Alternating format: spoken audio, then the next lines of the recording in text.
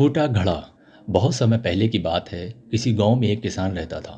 वो रोज भोर में उठकर झरनों से स्वच्छ पानी लेने जाया करता था। इस काम के लिए वो अपने साथ दो बड़े घड़े लेकर जाता था, जिन्हें वो डंडे से बांधकर अपने कंधे पर दोनों ओर लटका लेता था।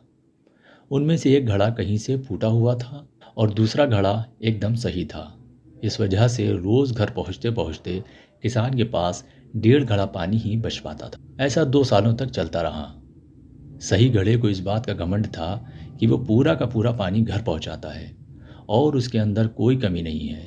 वहीं दूसरी तरफ फूटा घड़ा इस बात पर शर्मिंदा होता था कि वो आधा पानी ही घर पहुंचा पाता है और किसान की मेहनत बेकार चली जाती है। फूटा घड़ा ये सोचकर बहुत परेशान रहने लगा और एक दिन उससे रहा नहीं गया। उसने किसान से कहा, मैं खुद पर शर्मिंदा हूँ और आपसे क्षमा चाहता हूँ। किसान ने पूछा, क्यों? तुम किस बात से शर्मिंदा हो?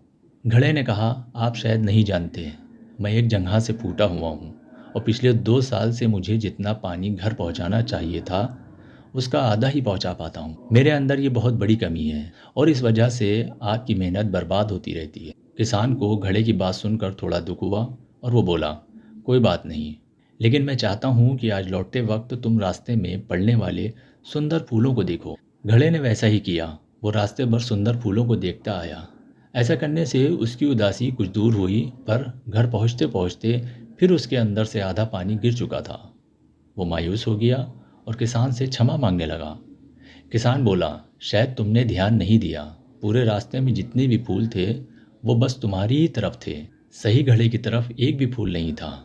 ऐसा इसलिए क्योंकि मैं हमेशा तुम्हारे अंदर की कमी को जानता था और मैंने उसका लाभ उठाया। मैंने तुम्हारी तरफ वाले रास्ते पर रंग बिरंगे फूलों के बीज बो दिए थे।